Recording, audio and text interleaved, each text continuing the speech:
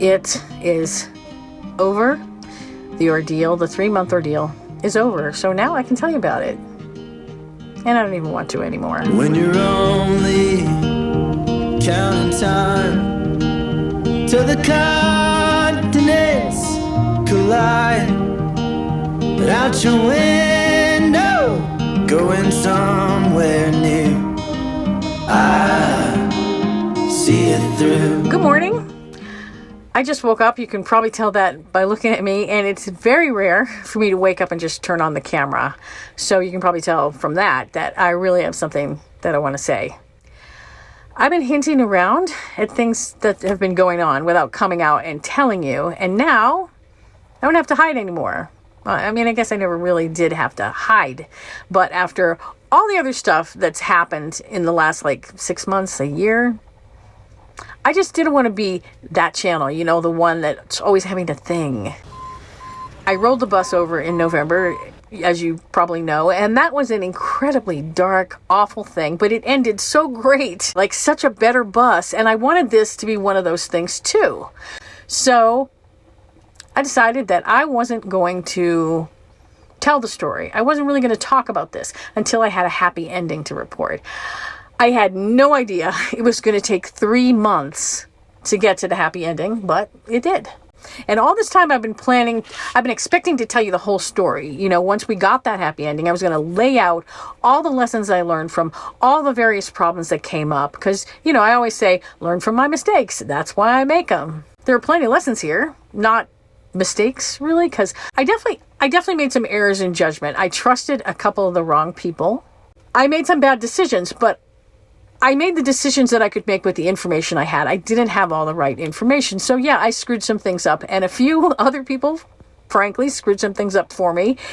And now it's over. And I could tell you, I really could lay it all out. There's a lot of things. This is a book at this point. It's not a short story anymore. It's full of drama and betrayal and heroes and villains. And I could have a field day with that storytelling. I really could. But when I sat down to write out the bullet points of it, this happened, then this should have happened, but instead this happened, which caused that delay and that problem, and on and on and on, and, wrapped up in a lesson or 3 or 10, I just got bored with it. I'm over it. Maybe you could learn some things, but unless you happen to own a 30-year-old bus, your journey is going to be pretty different than mine. So I don't know if there's really all that to gain for you by me reliving it. So here are the broad strokes. The transmission died on January 13th. It took 3 months, 6 mechanics, and thousands of dollars to solve the problem. But the solving of that one problem took care of multiple other problems that I've been having literally since I bought the bus 5 years ago. And now Max is running better than ever. So he looks like a new bus. He's running like a new bus. We're at the happy ending. It ultimately turned out to be a series of small but hard to diagnose electrical issues. Probably 1 or 2 I started out with that you can chalk up to Max's age.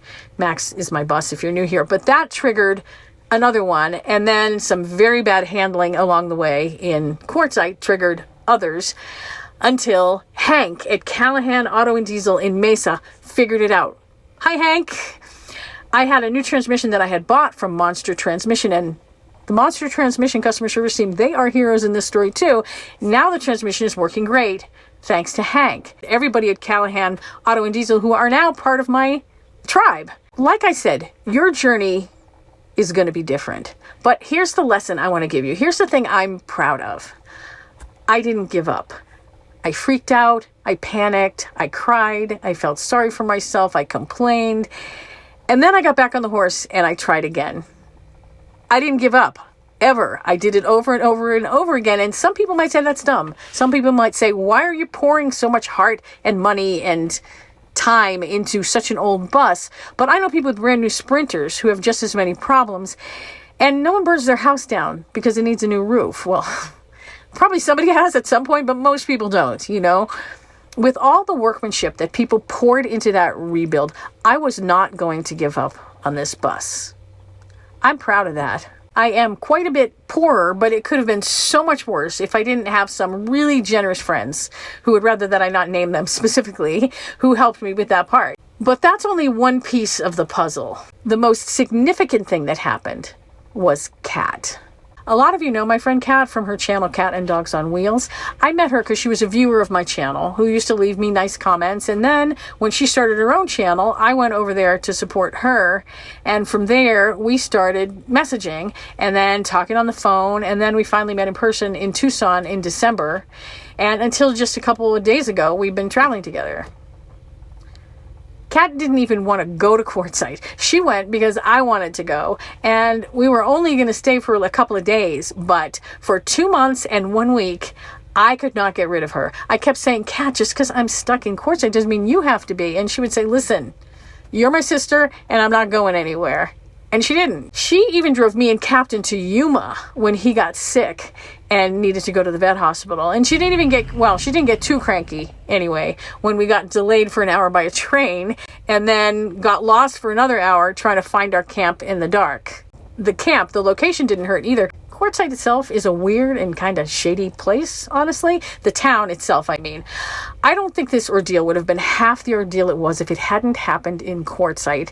But then again, it barely even felt like an ordeal because the place we were stuck in was Quartzsite, Scat and Wash. We had this amazing backyard. Every morning, Kat and I would walk the dogs out into the desert and just marvel at the flowers and the cactuses and the kangaroo mice and the jackrabbits. And then we would do it all again at sunset. And Kat didn't even treat me like a dork for going nuts over those kind of things.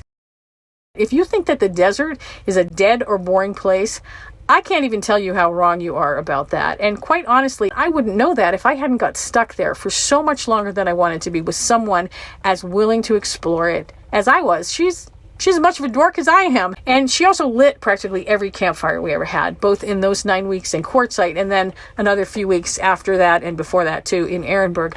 But the most important thing Kat did was she stayed with me so I didn't have to go through all that alone. And that, my friends, is what a tribe does. And sometimes your tribe can't be physically there for you. Like Kat and I have gone our separate ways now for a while, but she's still my tribe. Tribe can be family, it can be nomads you meet along the way, they could be other viewers that you meet in the comments here or on our Facebook page. Find your tribe. I can't emphasize that enough. But out your window, going somewhere new, I see it through. I am headed back east. I have some medical stuff I have to do because so far my healthcare is still in Massachusetts. I have to go back because I have a particular health situation to deal with, a diagnosis that I actually got right after I left Massachusetts. My doctor wanted me to turn around and come right back, but I was like, oh, I think it's going to snow there next week. How about May? I'm going to hopefully get the treatment sorted out, get everything squared away, and then head right back west again and be back out west by like July. I'll tell you what's going on with the health stuff in another video. I don't want to go there today because I am just so happy to have Max back, to have the road back. It's going to be a long trek for me and Captain, and even longer because we don't have Cat, but it started with this incredible drive, just thousands of cactuses covering the hills and so many wildflowers just lining the road. And it was a really big test, honestly, for the new transmission. I didn't really remember that this drive was so mountainy. Pardon the cracks, but they haven't gotten the windshield replaced yet from the crash, so I'm going to do that in a few days, probably in Albuquerque, because there's a lot more services there. But I'm going to share my route with you. I'm hoping to have a video about that for you next week. And in meanwhile, join this tribe. Subscribe. That rhymes. Must be fate.